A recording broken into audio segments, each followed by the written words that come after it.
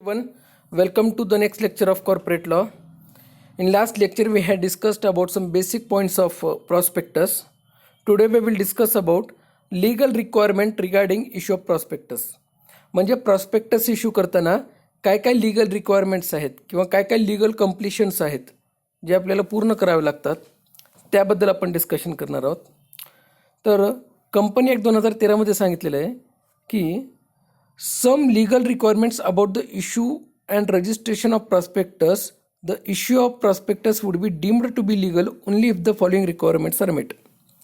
म्हणजे प्रॉस्पेक्टस जो इश्यू करणारे कंपनी म्हणजे जी माहितीपत्र इश्यू करणारे कंपनी ते प्रॉस्पेक्टस खालील मुद्दे जर त्याच्यामध्ये इन्व्हॉल्व केले असतील, खालील मुद्द्यांचं पालन केलं असेल तरच ते प्रॉस्पेक्टस आपण लीगल आहे असं म्हणू शकतो. मग काय काय आहे ते मुद्दे? त्यामध्ये पहिला मुद्दा आहे इश्यू आफ्टर द इनकॉर्पोरेशन. कोणताही प्रॉस्पेक्टस जर इश्यू करायचा असेल कंपनीला तर तो इश्यू करताना सर्वात अगोदर कंपनी इनकॉर्पोरेट करणं गरजेचं आहे. म्हणजे कंपनीची स्थापना होणं गरजेचं आहे. कंपनीची स्थापनाच नाही झाली आहे, कंपनी चालू नाही झाली आहे, त्या अगोदरच तुम्ही प्रॉस्पेक्टस इश्यू केला आहे तर ते इल्लीगल होऊन जाईल.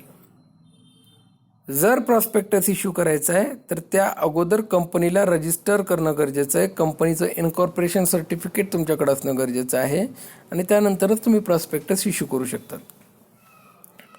दुसरा मुद्दा म्हणजे जे प्रॉस्पेक्टस आपण इश्यू करतोय ते प्रॉस्पेक्टसचा जो डेट आहे तो डेट त्याच्यामध्ये मेन्शन पाहिजे आणि जो डेट आहे प्रॉस्पेक्टसचा तोच डेट प्रॉस्पेक्टस पब्लिकेशन झाला आहे. म्हणजे प्रॉस्पेक्टस लोकांपर्यंत पोहोचल्याचा जो डेट आहे तोच डेट गृहीत धरला जाईल.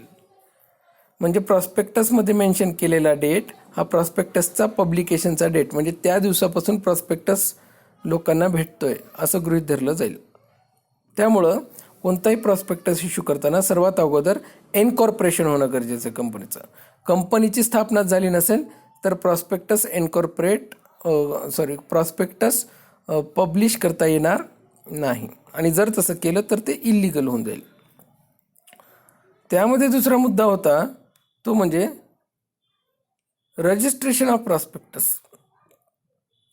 कोणताही प्रॉस्पेक्टस इश्यू करण्याच्या अगोदर तो रजिस्ट्रारकडे सबमिट करणं गरजेचं आहे आणि रजिस्ट्रारकडे त्या प्रॉस्पेक्टसचं रजिस्ट्रेशन झालं पाहिजे.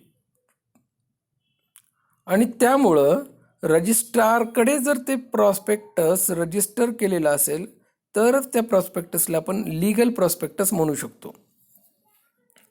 मग रजिस्ट्रारकडे हा प्रॉस्पेक्टस रजिस्टर करण्यासाठी तुम्हाला काय काय डॉक्युमेंट्स लागतात त्याबद्दल आपण डिस्कशन करूयात.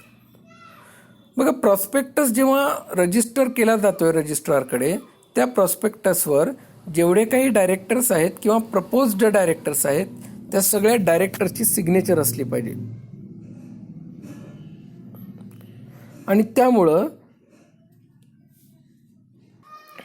जर प्रॉस्पेक्टस पब्लिकला इश्यू करायचा आहे तर इश्यू करण्याच्या अगोदर त्या प्रॉस्पेक्टसवर सगळ्या डायरेक्टरची सिग्नेचर असणं गरजेचं आहे. ते सगळ्या डायरेक्टरची सिग्नेचर झाल्यानंतर ते प्रॉस्पेक्टस तुम्हाला रजिस्ट्रारकडे सबमिट करावं लागेल आणि त्या प्रॉस्पेक्टस सोबत काही महत्त्वाचे डॉक्युमेंट्स आहेत ते सुद्धा अटॅच करावे लागतील. ते डॉक्युमेंट्स कोणकोणते आहेत ते आपण बघूयात. तर हे बघा, इथं तुम्हाला काही डॉक्युमेंट्सची लिस्ट दिलेली आहे. तर त्यामध्ये पहिलं आहे consent to the issue of prospectus required under any person as an expert confirming his written consent to the issue thereof and that he has not withdrawn his consent as aforesaid appears in the prospectus. म्हणजे कोणी experts आहेत, जे कोणी directors आहेत कंपनीचे, जे कोणी की पर्सन आहेत, महत्त्वाचे पर्सन आहेत त्या कंपनीमध्ये, त्यांची सिग्नेचर त्या प्रॉस्पेक्टसमध्ये आहे. ह्याचा अर्थ त्यांची संमती आहे की प्रॉस्पेक्टसमध्ये दिलेली सर्व माहिती करेक्ट आहे. ते मान्य करतात की प्रॉस्पेक्टसमध्ये दिलेली माहिती ही एक्झॅक्ट बरोबर आहे आणि त्यांच्या संमतीनेच हे प्रॉस्पेक्टस बनवलेलं आहे म्हणून त्यांनी त्याच्यावर सिग्नेचर केलेलं आहे. आणि कोणताही डायरेक्टर मधातूनच त्यांच्या प्रॉस्पेक्टसला म्हणजे त्यांच्या प्रॉस्पेक्टसमध्ये असणाऱ्या जी माहिती आहे त्याच्यावरून संमती वजा करू शकत नाही, कमी करू शकत नाही. म्हणून जेव्हा प्रॉस्पेक्टस मार्केटमध्ये इश्यू केला जातोय त्या अगोदर सगळ्या पार्टनर्सची, सगळ्या डायरेक्टर्सची, सगळ्या एक्सपर्ट्सची त्याच्यामध्ये कन्सेंट असणं गरजेचं आहे. ठीक आहे. दुसरा आहे copies of all contracts entered into with respect to the appointment of managing director, directors and other officers of the company must also be filed with the registrar. मग जे मॅनेजिंग डायरेक्टर आहेत कंपनीचे किंवा जे डायरेक्टर्स आहेत हे appoint करण्यासाठी जे काही कॉन्ट्रॅक्ट्स झालेले आहेत किंवा जे ऑफिसर्स आहेत, मेन ऑफिसर्स आहेत कंपनीमध्ये जे अपॉइंट केलेले आहेत त्यांच्यासोबतचा जो कॉन्ट्रॅक्ट आहे त्याचा एक कॉपीसुद्धा तुम्हाला या प्रॉस्पेक्टससोबत रजिस्ट्रारकडे सबमिट करावं लागेल.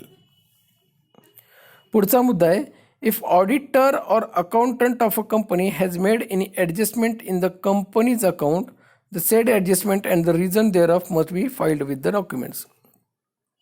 आता ऑडिटर किंवा अकाउंटंट हे कंपनीचे एक्सपर्ट्स आहेत फायनान्शियल डिपार्टमेंटचे, पण त्यांनी अकाउंटिंगमध्ये काही ॲडजस्टमेंट्स केले असतील, काही तात्पुरत्या ॲडजस्टमेंट त्यांनी केल्या असतील, तर का केल्या, त्याचं कारण काय आहे,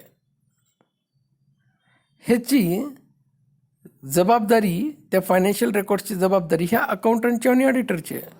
त्यामुळे ते जे ॲडजस्टमेंट केलेले ते का केले ह्याचं रिझन तुम्हाला प्रॉस्पेक्टससोबत द्यावं लागेल.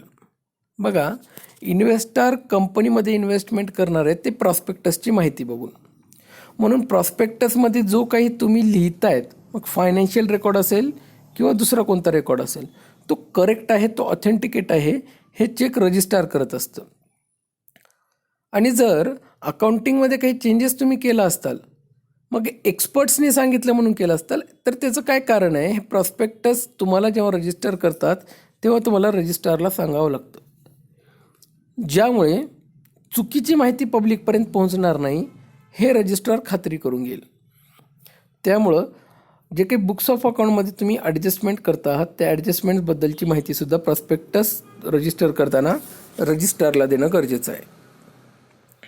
There must be copy of application which is to be filled for the issue of the company's shares and debentures attached with the prospectus. बघा, कंपनीचे जे काही शेअर्स किंवा डिबेंचर्स इश्यू करण्यासाठी जे काही ॲप्लिकेशन बनवलं होतं, कारण की पब्लिकला जर शेअर्स किंवा डिबेंचर इश्यू करायचे तर एक ॲप्लिकेशन लिहावं लागतं. मग ते जे ॲप्लिकेशन आहे त्याचीही कॉपी तुम्हाला या प्रॉस्पेक्टससोबत जोडावी लागेल.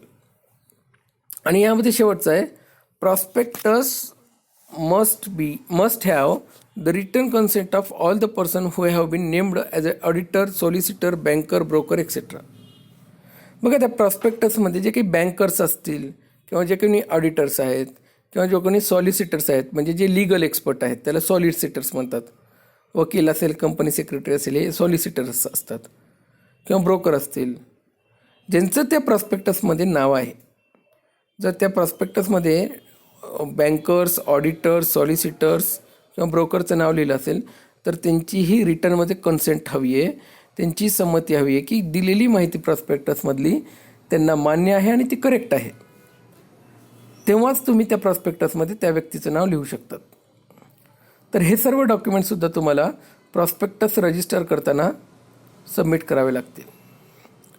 तर ह्या चॅप्टरमध्ये आपण मेमोरेंडम ऑफ असोसिएशन, त्याचे चेंजेस कसे करतात, अल्टरेशन, आर्टिकल्स ऑफ असोसिएशन त्याच्यामध्ये चेंजेस कसे करतात, कोणकोणते स्टेप्स आहेत मेमोरेंडम आणि आर्टिकल्स ऑफ असोसिएशन तुम्हाला रजिस्टर करताना, किंवा प्रॉस्पेक्टस असतील किंवा प्रॉस्पेक्टससोबत तुम्हाला कोणकोणते लिगल डॉक्युमेंट्स लागतात, याबद्दल या चॅप्टरमध्ये डिटेलमध्ये आपण डिस्कशन केलेलं आहे. तर हा चॅप्टर इथंच संपतो. ठीक आहे, तर हा चॅप्टर इथंच संपतोय. आपण आज इथं थांबतोय. नेक्स्ट लेक्चरमध्ये आपण नेक्स्ट चॅप्टरसोबत भेटूयात. Thank you very much.